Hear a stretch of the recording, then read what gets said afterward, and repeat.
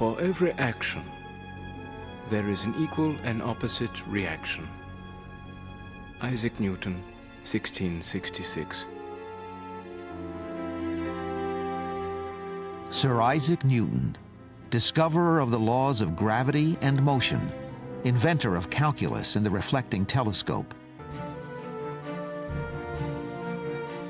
Newton's experiments in physics made him famous in his lifetime. But few knew that Isaac Newton was conducting other secret experiments, work he obsessively concealed until the day he died.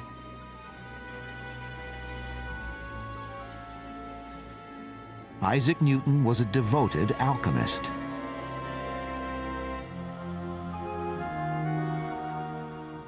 In 1936, 200 years after Newton's death, scholars were astonished to discover long-hidden notes of the great physicist's alchemical experiments, and over 1 million words he had written on the secret art.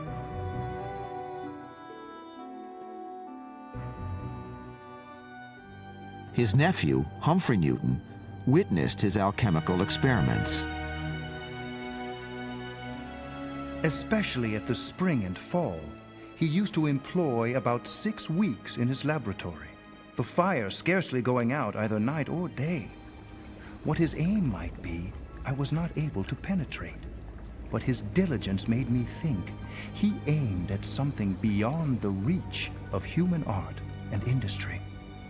Humphrey Newton.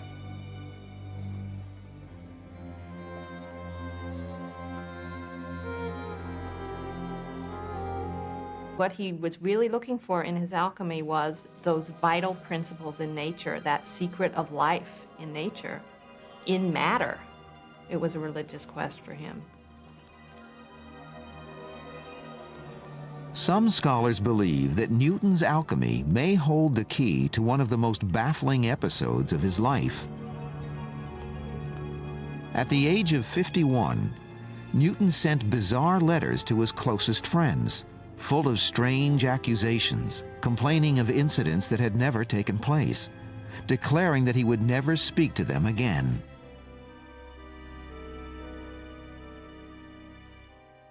He also complained of sleeplessness and other mysterious ailments. Generations of scholars were baffled by this bizarre episode, until Newton's obsession with alchemy came to light. Sleeplessness, severe memory loss, and paranoid delusions are among the textbook symptoms of mercury poisoning. It is possible that alchemy rendered one of the world's greatest intellects temporarily insane. Alchemists worked with mercury. Mercury was the central element in alchemical theory. And they were working with mercury all the time, and they tasted things in order to see whether they were sour or sweet. They smelled things, they rubbed it on their skin, so it wouldn't be surprising at all to me if Newton had mercury poisoning. There is evidence in the form of strands of Newton's hair that have been analyzed in recent times where the concentration of mercury is much higher than normal. So it seems to me entirely plausible that Newton may have suffered from mental instability at one point in his life as a result of his alchemical experimentation. Newton himself was a longtime member of the Royal Society, and later, after achieving fame, became its president for 24 years until his death, apparently obsessed with decoding history's hidden ciphers, sacred texts, and messages. Newton's writings also reveal that he obsessively charted the chronology of the Bible, attempting to decode prophecies and other hidden secrets embedded in the text. Among other interests, he attempted to calculate the date of the apocalypse, which he projected as being not before 2060. We'll see, huh? In particular, Newton apparently believed that Solomon's Temple and other biblical structures contained hidden mathematical codes and cryptic knowledge that he attempted to unveil, just as the Freemasons, Rosicrucians, and other esoteric cults have. Of interest were the sacred geometrical features of Solomon's Temple, which he studied and wrote about over a 50-year period of his life. Newton felt that just as the writings of ancient philosophers, scholars, and biblical figures held unknown sacred wisdom, the same was true of their architecture, which he believed these men used to hide their knowledge, in a complex code of symbolic and mathematical language. Copernicus was a Jesuit priest. Sir Isaac Newton was a Freemason.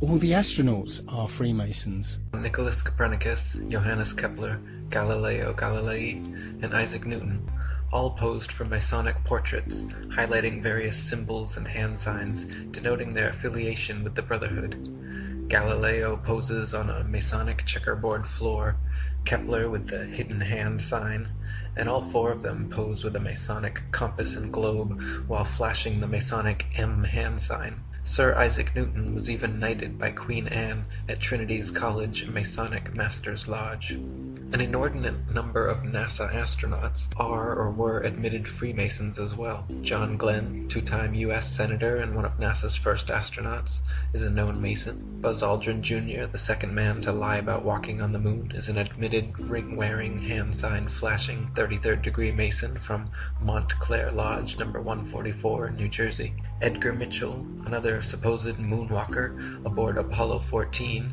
is an Order of Demolay Mason at Artesta Lodge number 29 in New Mexico. James Irwin of Apollo 15, the last man to lie about walking on the moon, was a Tejon Lodge number 104 member in Colorado Springs. Don Eisel on Apollo 7 was a member of the Luther B. Turner Lodge number 732 in Ohio. Gordon Cooper aboard Mercury 9 and Gemini 5 was a Master Mason in Carbondale Lodge number 82 in Colorado. Virgil Grisham on Apollo 1 and 15, Mercury 5 and Gemini 3 was a Master Mason from Mitchell Lodge number 228 in Indiana. Walter Schirra Jr. on Apollo 7, Sigma 7, Gemini 6 and Mercury 8 was a 33rd degree Mason at Canaveral Lodge number 339 in Florida.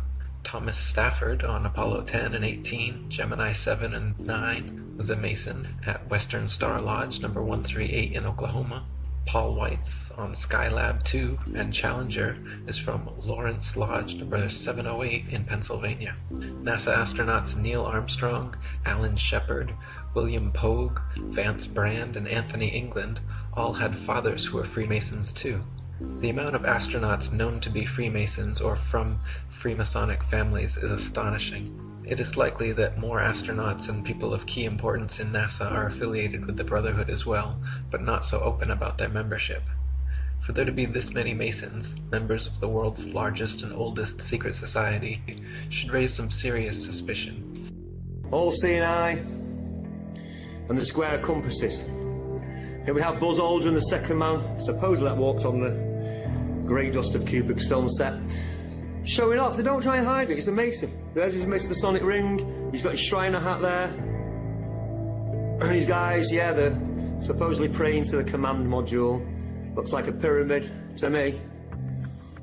The connections between Ron L. Hubbard, or L. Ron Hubbard, who started the Scientology movement, Walt Disney, Werner von Braun, rocket scientist, Jack Parsons, also a rocket scientist, Jet Propulsion's laboratory, and Aleister Crowley. These guys are all connected. They're all in the same brotherhood. Jack Parsons, the JPL was how obviously NASA got into, got into the air in the first place, the Jet Propulsion's laboratory. Here's Jack Parsons at a Masonic ceremony. You can tell by the floor. And again, you can look into this for yourself. Yeah, it's easily searchable. It's easily researchable. Here we have aboard the ISS. Again, now we're getting into the handshakes. We've got Baphomet all doing it. Yeah, we've seen Bill Clinton do that and Bush and all these guys give you that. We know what that means. This is all about occultism. It's all about sun worship.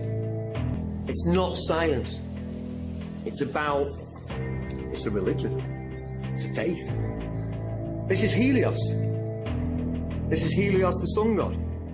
And here he is on the badge of Apollo 13. This is all occult religion going all the way back. The directive I'm signing today will refocus America's space program on human exploration and discovery.